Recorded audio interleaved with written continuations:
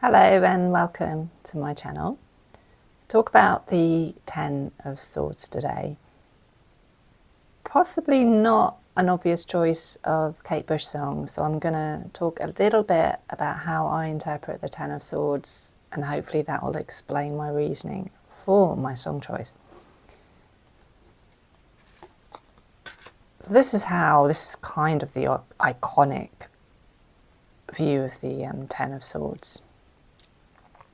I would say that one of the things I've noticed about doing this tarot deck is I actually look forward to doing these difficult cards. It changes my relationship and my view. I have to think deeply about the energy, and it's a chance for me to look at the card in a more balanced view and see the positive side of the card too. And there were definitely lots of positives in this card.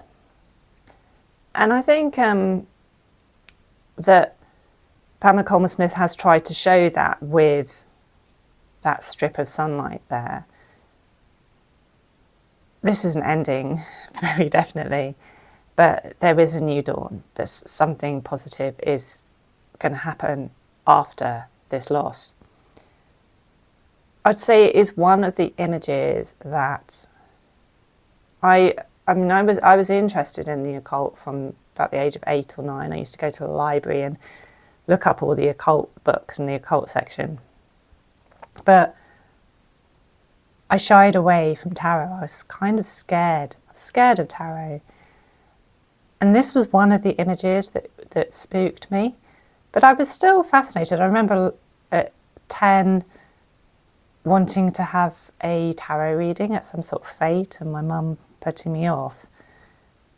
But it was always in the background. I was always curious. I had my first tarot reading when I was 19, I think. Still didn't get a deck. And the more superstitious part of me was scared. I was almost scared that I would attract negative energy from a card like this. I don't think of tarot that way now, of course. But it was a nightmarish card. It was a card that I think probably when I first had the tarot, it put me off the Rider Waite deck actually, that these were the sort of cards I didn't want to pull. So my first tarot decks, which I bought in my 30s, were these two. Got the Sweet Twilight here and the Osho Zen, which are very different. We'll look at this one first. Very different kind of approach to this card. Less intimidating, I think, especially when you're first starting out. Here, this seems a lot more empowering because the angel, and maybe she's an angel because she has died and something, has been this rebirth. But she's paying homage to whatever she's lost. She seems to be visiting some sort of grave or memorial, and the figure on the grave is dancing, it looks like. Maybe I'll just show you a bit closer. And she's got those roses, so there's sort of a love maybe, but something that she held dear has gone. But she's still holding a sword. There's still a sense of choice and empowerment, I think. So a more positive take, less scary to pull this card and reflect on this, especially if you're new to tarot, than this, I think. Then we have the Osho. Osho Zen Tarot in general is quite negative about the sword suit, and it's one of the limitations, I think, with the deck or using the deck as your only tarot deck. But I really like this for the Ten of Swords. What's depicted in the card is the 3 stages of consciousness. So we have the camel, who is seen as herd consciousness, conformity, fearful perhaps, doing things that they've always been done just because that's how you do things. I don't really know what camels are like actually in real life, but I imagine they're quite obstinate, willful, but not hard to move, hard to direct, frustrating maybe. I don't know. But I've got a definitely different idea with the lion. So the lion is the point when we learn to say no. We come into our own authenticity, if you like. But with that, there is a stage maybe when we are a little aggressive, upset people, we're too heavy-handed. Maybe we say no to things just for saying no when, it'd be better for us to say yes, or we rebel for the sake of it. Maybe there's an element of self-destructiveness in this as well. And the third one is this Zen image of the child. So there's an acceptance, there's a softness there, the aggression has fallen away, there's a love of life and the moment and a joy. The other thing that I just wanted to quickly say, which has definitely coloured my choice of song, is I'm a Gemini, and this is my Decan card.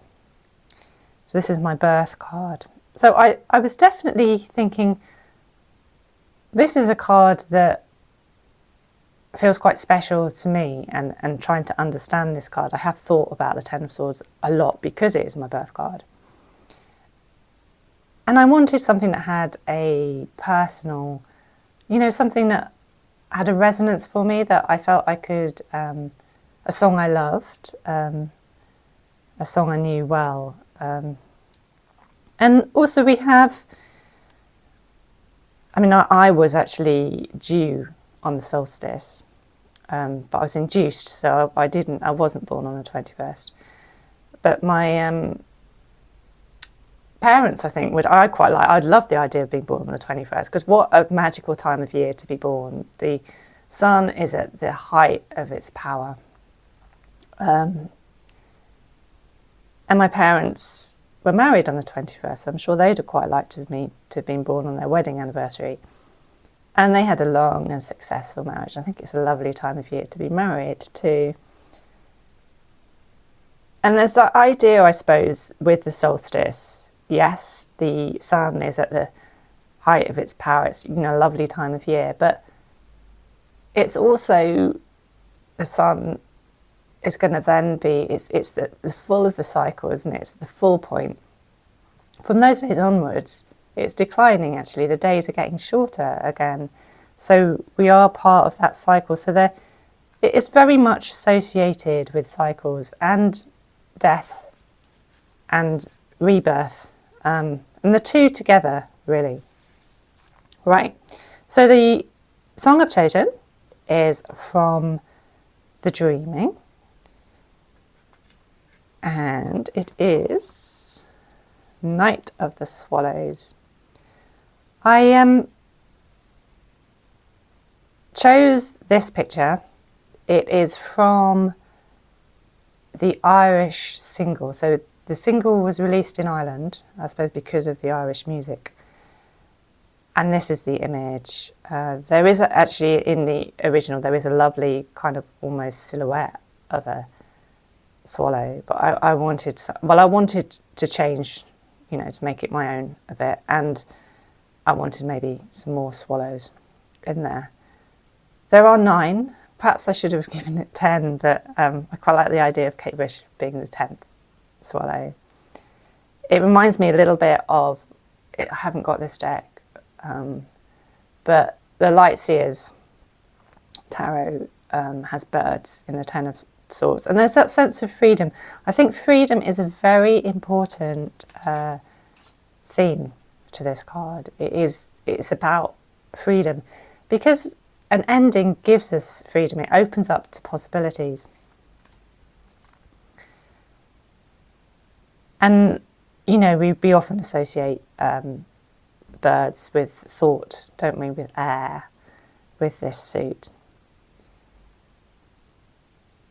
I'll just read quickly what Kate Bush herself has said. So I'm just getting my computer.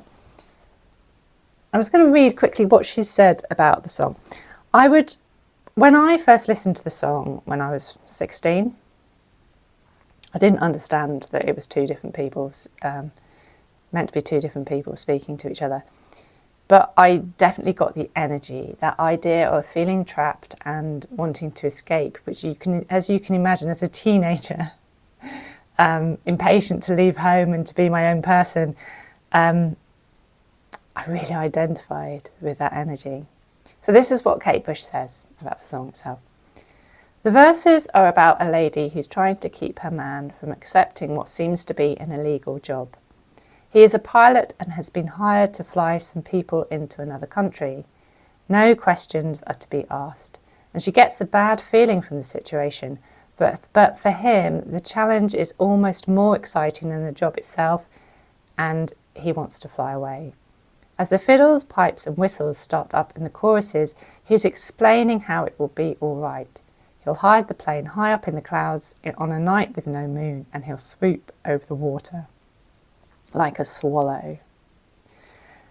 And I was also thinking, if you think about those two people, imagine they were having a tarot reading on this night, just as this was about to happen. You can imagine, for the woman in this song, that you can imagine her pulling this card, and we would probably say, well, because this card can be associated with betrayal as well. And we might say, well, he's made his decision. It's clear the relationship might be, over. This could be it. There's a loss here. You're going to have to deal with it. He's going to go anyway, whatever you say.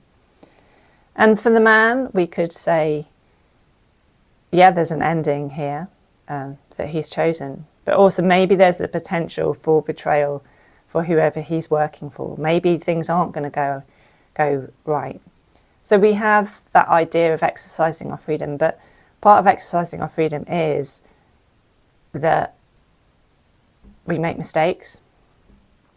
Just because we make a choice and it feels right to us doesn't mean it is right. It could be self-destructive. And so there is that darker element to this card and to the song. It's not, he's breaking the law, he's not doing a positive thing. But we are our own people. He is that lion saying no, I think, at that moment, rebelling. And there is an element of self-destruction in that. And, I love that lyric of, would you break even my wings like a swallow? That idea of needing to fly, the association we had with birds, with freedom. So that is my choice. I did think that possibly this could have been a Chariot card. I've got another song in mind for the Chariot. And I think this card, there's a little bit more of a darker energy that I associate more with the Ten of Swords than Chariot, I think. And I'm sure I could have chosen some other songs, especially from the Dreaming for this card.